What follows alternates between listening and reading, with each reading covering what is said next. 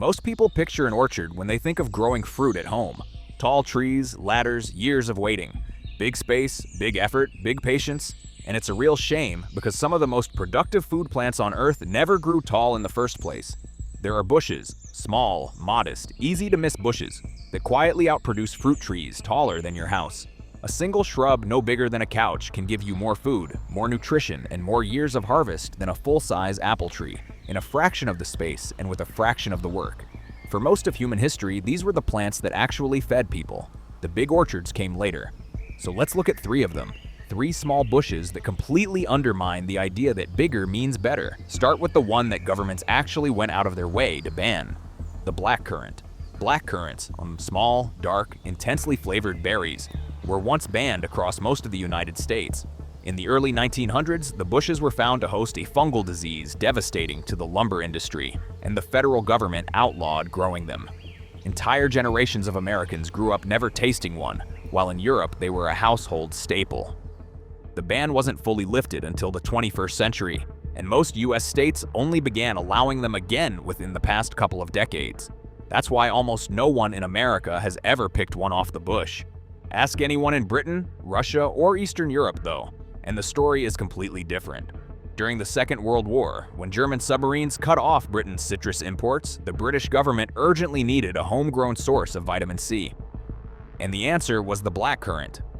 Bushes were planted in massive numbers, the harvest turned into a syrup, and that syrup was distributed free to children to prevent scurvy. It's the reason an entire generation of British children grew up healthy through wartime rationing. The nutrition explains why it worked.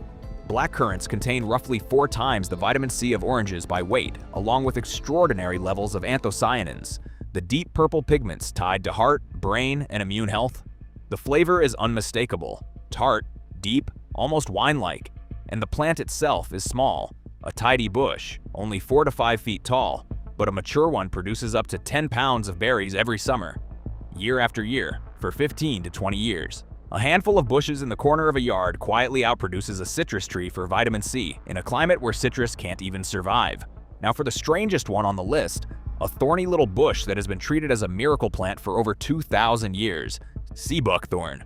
Sea buckthorn looks unremarkable at first glance. Silvery leaves, sharp thorns, a wild, scrubby shape. But every autumn, that quiet little bush erupts into thousands of bright orange berries packed so tightly along the stems you can barely see the wood, and the nutrition inside those berries is genuinely extraordinary. Sea buckthorn berries contain 10 to 15 times the vitamin C of an orange by weight, plus one of the few plant sources of omega-7 fatty acids, along with vitamin E, vitamin A, and a long list of antioxidants. The history is just as striking. Ancient Greeks called the plant hippophae, shining horse, because they fed the leaves to racehorses to make their coats glossy. Genghis Khan's army reportedly relied on it for cavalry stamina and soldier health. Soviet cosmonauts were given sea buckthorn paste before missions for its radiation protective compounds. Tibetan medicine has used it for over 1,000 years. And here's the practical wonder of it. Sea buckthorn thrives where almost nothing else will. Salty soil, sandy soil, freezing wind, drought, none of it bothers the plant. It even fixes nitrogen into the ground around it, improving the soil as it grows. A single mature bush, only 6 to 8 feet across, can produce 10 to 15 pounds of berries every year.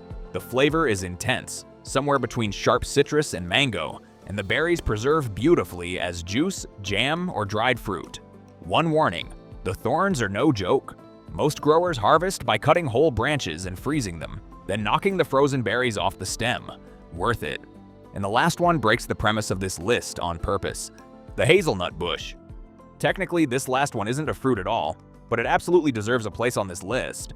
Because when you measure a plant by what actually matters in a home garden, nutrition packed into every bite, calories you can count on, food that stores for months, and a productive plant that fits in the corner of a yard instead of towering over it, the hazelnut beats almost everything around it. It earns its spot not by bending the rules, but by outperforming the very fruits it's standing next to. And here's the part almost everyone gets wrong. When most people hear hazelnut, they picture a tall tree, but the hazelnut is, and always was, a bush, a multi-stemmed shrub that rarely climbs above 15 feet, and the most productive home varieties stay smaller than that. The towering hazelnut tree barely exists in nature. The bush is the original, and it has been with us almost forever. Hazelnuts have been found in archaeological sites dating back nearly 10,000 years, one of the earliest cultivated foods in Europe, gathered and stored by communities long before grain agriculture even began. The Celts considered the hazel sacred, a tree of wisdom. Norse and Roman myths wrapped it in stories of magic and protection.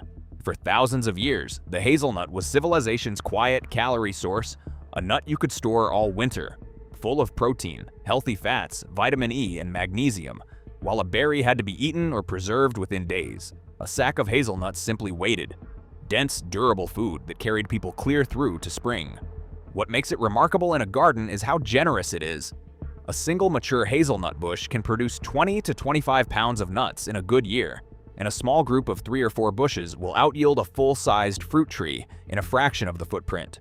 They tolerate poor soil, ride out hard winters, and need almost nothing once they're established. The one practical catch: plant at least 2 different varieties for cross-pollination, or you'll get a bush full of leaves and no nuts. With 2, they'll feed you for half a century. So, there it is. 3 bushes. 3 quiet little plants you could fit in the corner of almost any yard. A blackcurrant that out-vitamins an orange, a sea buckthorn that thrives where nothing else will, and a hazelnut that isn't even a fruit, yet quietly outproduces the trees we treat as the default. By weight, by nutrition, by years of harvest. We spent a century convinced that real fruit meant a real orchard. It didn't. Some of the most productive food plants in human history were the smallest ones. That's the kind of forgotten knowledge we keep digging up here at Forgotten Land. The practical, overlooked food systems that worked for thousands of years before we replaced them with something taller, slower, and far less efficient. The old ways were rarely primitive. They were just quieter than we expected. So if you're starting to wonder what else got left behind, there's plenty more worth uncovering, just a little further in.